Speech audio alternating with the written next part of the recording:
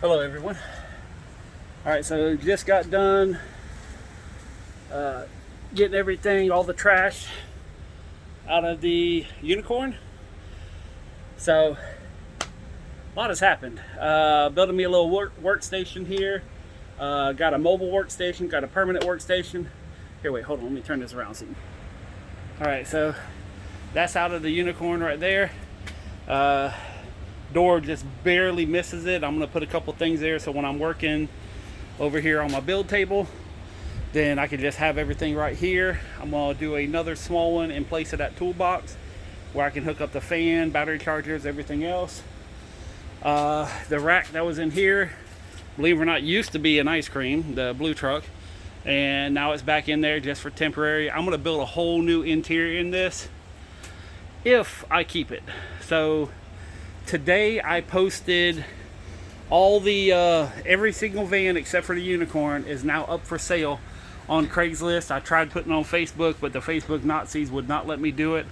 I gotta do one at a time on there. So, but anyways, gutting this out. I'm gonna pull the wood up, and I got some carpet in the back. I'm just gonna throw down some carpet, and I also have these holes in the floor. So I'm gonna go through, get it all blown out, get it all cleaned up. Basically, I'm just gonna put some duct tape down. I don't give a damn. And in fact, that's what I did up here. Let's go up here and look at this. But yeah, I basically just put some duct tape down, fill up a couple of the holes. There's another hole I missed, but this is actually a big circle. So I don't know what that was from, but it's a big circle in the floor. But I have noticed since it's running really rich that I can kind of catch a couple of fumes on the inside whenever I'm sitting still at a stoplight. So also found out somehow, some way I'm losing radiator fluid, coolant. So I'm gonna see, I might have a water pump going bad or maybe just a loose line. So I'm gonna see about that. That's what I was up here earlier looking at. It doesn't leak when it's cold, so it has to be leaking once everything gets pressurized. But this is basic. Whoa, God, I have to zoom in on the dipstick there. But yeah, new. Let's see, I've done quite a bit to this already. Got new master cylinder, new battery, new brakes. But I'm gonna go ahead. I got some. The booster is definitely going bad. So the cardboard box here. This is the booster. Got new calipers. I'm gonna try to get on that before this weekend. Just really depends on the weather. So far, it's held off rain today. And but I gotta figure out the coolant thing. That's the big thing. That's kind of being the little sucker right now. I'm specking out this board right here. I'm just kind of did a temporary oh, it's a little, look at that. SWAT rolling in. They're trying to get me. They hiding behind the wood. You know, that's an interesting statement. I didn't realize how true that might be. But I'm thinking about whether I want to attach the wall there, which means in the door it'll be sticking in front, or do I want to move it back to that beam right there and attach it to this beam right here. It'll be off the roof a little bit, but I don't think that's going to be a huge issue. So, but I want to go ahead and build the wall, get that spec'd up, and I'm going to have it where I'm going to have a beam over here, beam on this side, and then I'm going to have two cross beams, top and bottom, probably like a little sideways H, and then I'm just going to have two pieces of, well, actually it'd be four, two on this side, two on the other side, but I'm going to have them where it's formed to this side, and they just screw right to the 2x4. Makes everything solid, and then I can easily take it out, because this area here on the back wall, and since I haven't worked in a while and haven't been able to sell like I wanted to sell, I'm broke as hell right now. Come on, YouTube, start doing something where I can get paid. But yeah, this dent right here, the plan, I think I posted in another video, but the plan is, let me see if I can line this up, but I'm going to basically cut this out right here, and put in a giant toolbox where the toolbox flips down like this. That way all my tools, repair parts, whenever I take these long trips, I'm gonna have everything in there. So if I do break down, at least I don't have to go through, I don't have to have tools and fluids and gas and everything in here. It's all gonna be in that toolbox, so I can just get to it easily. And I'll lose a little bit of space in here, but I don't think it's gonna be an issue because the tables are going to be pretty much spec'd up how they are now. I'm gonna do like a little cubby where 4 tables, whoops, hold on, I'm sitting there pointing this stuff and not even looking over there with the camera. So the tables are gonna be where they are, except pushed back. And I'm making like a little square cubby so all 4 tables can go in there and be nice and tight and they won't rattle around. But I wanna have 4 tables whenever I go to flea markets that don't have tables, or even if they do, that gives me more than enough tables to set up stuff. And I got room right here. So, whoops. So see, yeah, I think I might have to have that wall where it's at, because if I bring it back anymore, I think I'm gonna be running into the door. So that's where the wall is gonna be, is on that, just gonna have to stick out a little bit. That kind of sucks, but oh well. That made my decision that quick. So see, this is progress. This is how things get done. We look, we observe, we figure things out, and then we modify and just build. So that made up my mind on where the wall's going. Back here, I'm not really going to care about doing any kind of interior. Basically, just going to be some carpet laid down so that I can drag the totes in and out. Right now, if I turn that tote sideways, that allows me to do 1, 2, 3, 4, 5, 1, 2, 3, 4, 5, and I can go up 3 high. Whoop. I can go up 3 high. So you got 2, 2, 2, 2. I can go basically 10 totes, 20 totes, 30 totes, and then anything, like pictures or kind of weird stuff I'm gonna have where you can put back here. That should give me plenty of room for merchandise.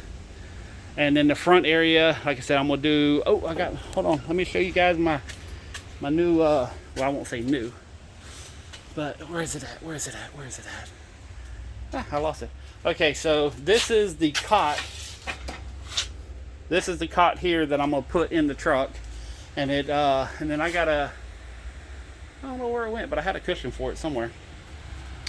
But I bought that a while ago, and it was basically whenever I'm at my shop and I want to take a nap, I just sleep on that, take a little, nap at the shop. But I think it fits across here pretty good, so I'm gonna go ahead and utilize that. And then the area in that front corner there, I'm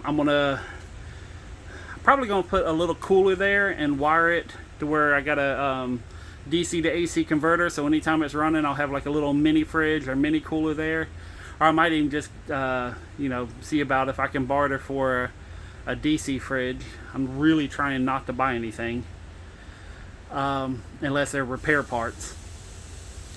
And then I'm gonna build a console that goes all the way across so I can have some paperwork. I'm gonna have a little cubby over here to where I have like pricing materials, bags, wrapping paper, stuff like that. So whenever I'm at the flea market, I always have, something to be productive on getting things away.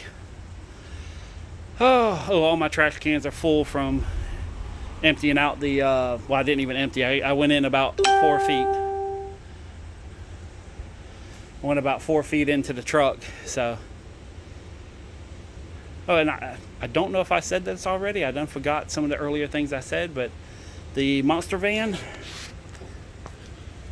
I got a guy coming tomorrow.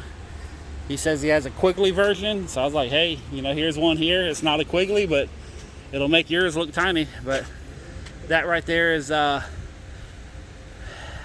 got a guy coming to look at it. I don't know if he's going to buy it, but he's looking for one for parts, and I says, well, hell, here's one for parts, plus you can do a lot more with it. I told him if he buys the monster, I might even give him one of my other vans, a 2-for-1 deal. So, but we'll see how that goes tomorrow. I'm gonna read the room, as they say. Got some family coming in on Tuesday, and tomorrow I'm gonna go and look at an old job that I did. They said the weather stripping is probably just has a little, it's been a couple years ago. That weather stripping sometimes has a little piece that comes off, so I'm just going to swap out a sweep or something. It's probably something real stupid. And he wants a new handle put on, because when I was out there, I used their existing handle, so they want one of the new electronic locks. I'm gonna go out there and swap that out. I'll probably make $7,500. I'm not supposed to be working, but right now I'm hurting for cash, so I really need to do something here, get a couple of dollars in. I did 400 this weekend, so I did 230, 240 yesterday, and made like 160 or 70 today. So I think like 405 is whenever I counted it all up. I made like $405 total, and got rid of two, like, say maybe 7-8 totes worth of stuff. So I got a couple more totes to go through. And posted a thing about doors. Already got 2 hits on the doors. I just did a generic post on Facebook saying, hey, I got a ton of doors. If you want a door, call me. And then I guess I could turn. Let me see if I can. There we go. Oh. So, but yeah, I want to get all this stuff sold. I feel so good just getting rid of the stuff that I already got rid of. The guy who bought it, that was in my last video, Tom. He's my neighbor. I told him he could use my booth. And what I'm going to do is Wednesday, I'm going to try going out to another flea market. I guess it's kind of like a West Side flea market. I'm going to hit that Wednesday if it's not raining. And then Saturday, I'm going to hit Ramona, which is kind of like it's a dirty flea market, I call it. All flea markets are dirty, but this is kind of like, I sell okay, but man, I got to drop my prices down so low to sell. But I haven't been out there in so long. Hopefully no one knows me, so I might be able to hustle some dealers and say, hey, I got a bunch of shit, come get it, But my next load out to Pecan, what I'm going to do is, see, Tom's been kind of selling my stuff and letting people know that, my door shop. I used to have 5 booths out at Pecan Park, but now I got 1. And when I'm not there, Tom kind of watches my stuff. That's why when he buys my stuff, I give him like crazy good deals, because that just gives him money in his pocket. And I don't, I say I don't care. Oh Lord, I almost died. I say I don't care about money, but at the end of the day, we all need money to make our bills. So my thing is, I'm trying to get it where I don't have bills anymore. I had a thought today too. Once I get either get this place cleared out enough or get my house cleared out, because as full as the shop is, my house is damn near as full, but it's not doors, it's all just merchandise, like flea market stuff out of, like stuff out of storage units and just clothes and all kinds of mess. Something that's better to be inside in the air conditioning. But I'm thinking about renting my house out, and it's going to be cheaper than what the neighborhood recommends. I want to get somebody in there, just like a single female, maybe someone that's 35 plus, either kids are growing up. I don't want anybody with kids. It's a 1-bedroom house, so but it's set up to where a single female, or just someone that just wants to live their life and kind of have their little fortress of solitude. That's a great place for it. I don't think I mentioned this, but it actually has a door called a spider door, and a pretty badass door. It's a high security door. When it closes, you ain't getting in it, period. And then all the windows except for 2, the ones across the front, are all the low-level bulletproof rated. They're triple glazed, double laminate. They can withstand some like 22 or some smaller rounds. I mean, you put like a 7.62, it'll probably go through, but it's going to lose a lot of power going through. But I picked them up back when I was doing security homes. I did a couple of they were drug dealer houses. I was trying to think of a nice way to say it, but I hooked up a couple of houses here in Jacksonville for drug dealers, and basically they said, we want something where SWAT can't get us.